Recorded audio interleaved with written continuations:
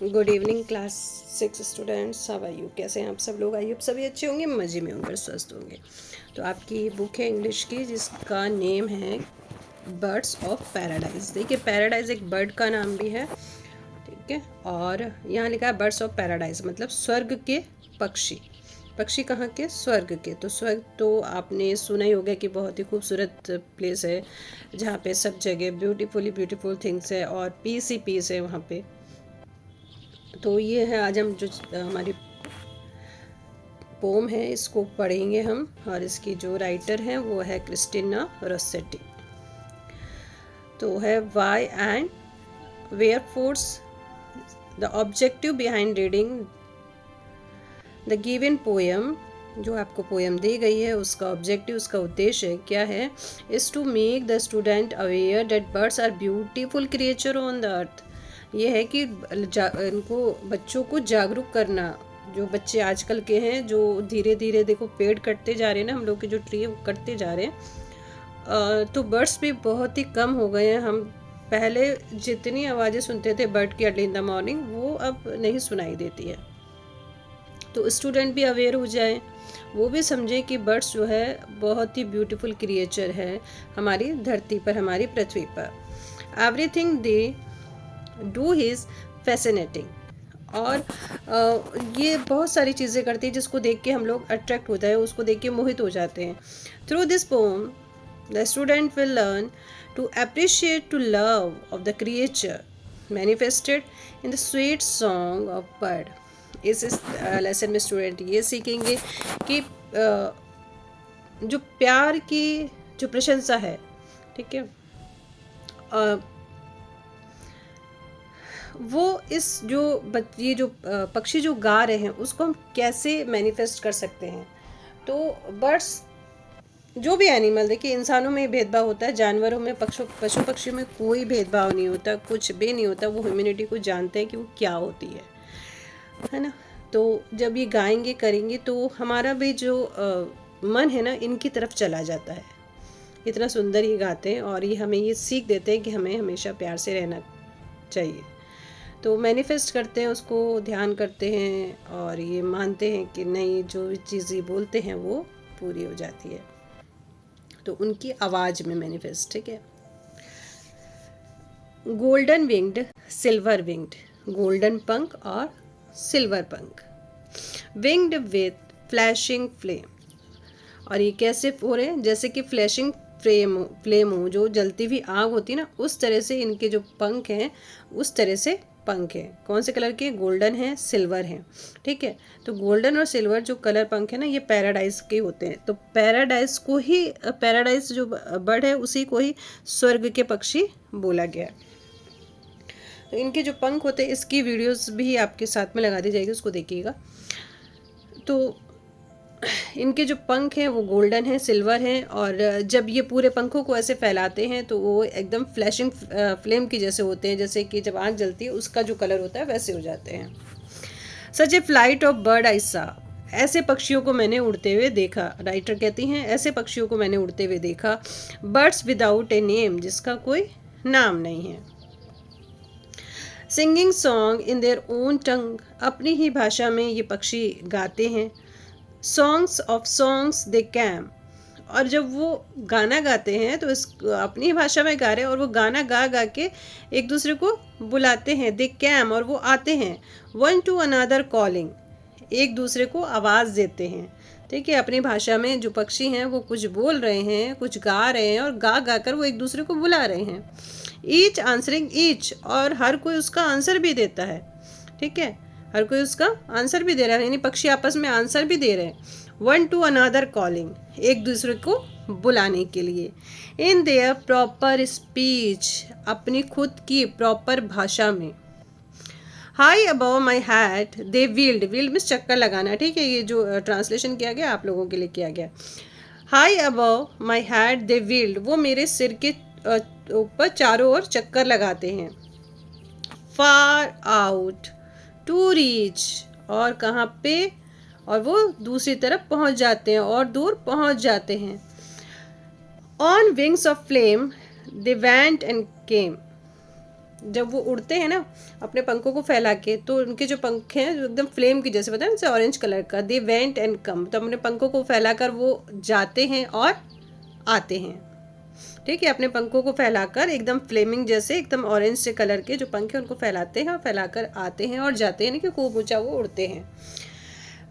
With a cadenced clang. ठीक है जब वो पक्षी उड़ते हैं ना अपने पंखों को फैला के, तो उसमें एक जैसे झंझनाहट की आवाज़ आती है उसके अंदर। ठीक है, देयर सिल्वर विंग्स ट्रिंकल, उनके जो सिल्वर जो पंख है ना वो ट्रिंकल करते हैं, झंझनाते हैं, जैसे पायल की घुंघरू की आवाज़ हो वैसे। देयर गोल्डन विंग्स रैंग, और उनके जो गोल्डन विंग्स है ना वो गूंज उठते हैं, मतलब इतनी तेज उनकी फड़फड़ाने की जो आवाज़ होती है, बहुत ही सुंदर आवाज़ होती होगी, क्योंकि ये एक इमेजिन करके हम लोग देखिए, कल्पना करके। और बार बार आपको कहा गया है कि जो भी कहानी आप पढ़ते हैं, जो भी स्टोरी पढ़ते हैं, उसको अपने साथ कनेक्ट आप करेंगे तो वो हमेशा आपके माइंड में रहेगी, है ना। सुनना ही नहीं है, उसको विजुअलाइजेशन भी करना, विजुअलाइजेशन मस्ट है, क्योंकि जब वो चीज़ आप करेंगे ना, तो ये जो मैंने बोला या आपने सुना उसको और उसको फील किया, तो डेफिनेटली वो माइंड में जाके कहीं ना कहीं स्टक हो ही जाता है। The wind is whistling through their wings, हवा उनके पंखों के थ्रू सीटी बजाती है। ठीक है, क्योंकि पंख क्या उड़ते हैं तो आवाज़ होती है ना, तो हवा जब उड़ेंगे तो हवा उनके पंखों में भरेगी। आपने साइंस में भी देखा होगा कि पक्षी कैसे उड़ते हैं, तो जब हवा उनके पंखों में भरेगी तो उनके पंख जो हैं वो सीटी बजाते हैं। वेयर इन हेवन दे सैंग, जहाँ पे वो जाते हैं हेवन में, स्वर्ग में वो गाते हैं, जहाँ वो स्वर्ग में जाकर गाते हैं। They flashed and they darted, they flashed करते हैं, ऊपर उड़ते हैं, एंड डार्टेड, और तुरंत चले जाते हैं।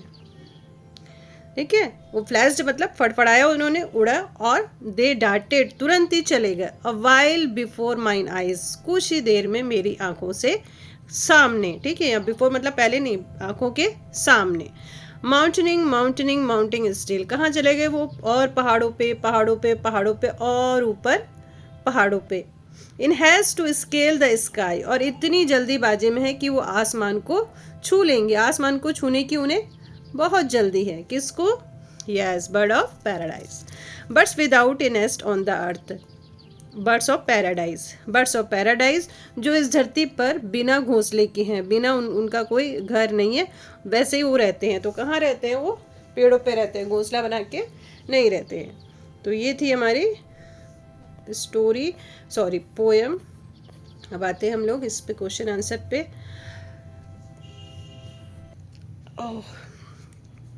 What is referred as golden wing and silver wing bird? Good. What is referred to as songs of songs? Flying. हाँ, जब flying, जब वो flying कर रहे हैं तो उनके पंखों से आवाज़ आ रही है ना। High over my head and wheeled, तो poetess head, ठीक है ना, कवित्री की सिर के ऊपर। Who whistle through the bird's wing? Wind. Very good. Birds without a nest on the earth are bird of paradise. Bird of paradise. Now true, false? Listen carefully. The wing of birds are golden and silver. Yes, true. The birds were silent. No. The birds were far out the reach. The poet. Yes. The birds were sitting on a mountain. नहीं, sitting on the mountain नहीं, बैठे नहीं है वो, क्या कर रहे हैं? उड़ रहे हैं, जा रहे हैं वहाँ से। The birds without a nest on the earth are birds of paradise. Yes. Question answer अभी करते हैं हम लोग, आ जाते हैं यहाँ पे।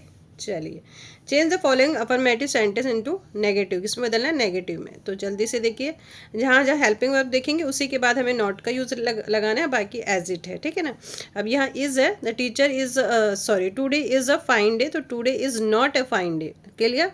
वी आर गोइंग, तो क्या हो जाएगा? We are not going, we are not going, इस हेल्पिंग वर्ब के बाद में लगा देंगे। Rama has not done, Rama has not done. It is not, it is not. अब यहाँ our teacher is in the, तो our teacher is not in the class. No change the following negative sentence to affirmative, affirmative में इसको change करना है। यहाँ पे है कैन नॉट कैरी, तो आप क्या लिख दोगे? Can carry. ठीक है, यहाँ लिखा है डोंट वेट, तो आप क्या लिख दोगे? वेट। कैन नॉट है तो यहाँ पे कैन हो जाएगा, एज इट है फिर है, ठीक है ना, यहाँ पे नॉट नहीं लगेगा, विल हो जाएगा। मोस्ट ऑफ चिल्ड्रन ये हट जाएगा, ठीक है, क्लियर, आ जाइए। How many types of bird have you seen in your life, अपनी लाइफ में आपने कितने प्रकार के पक्षी देखे हैं। Right A short note on them, उनके बारे में आपको लिखना है, 4-5 लाइन आप लिख देना, ठीक है। और चलिए बस इतना ही है। आई थिंक कि समझ में आ गया होगा आपको पोएम, नहीं आया होगा तो फिर कमेंट बॉक्स में लिख दीजिएगा, कहीं कुछ प्रॉब्लम होगी या फिर कुछ इम्प्रूवमेंट होगा तो कर दिया जाएगा। तब तक के लिए बाय बाय, टेक केयर, स्वस्थ रहिए, मस्त रहिए और पढ़ते रहिए।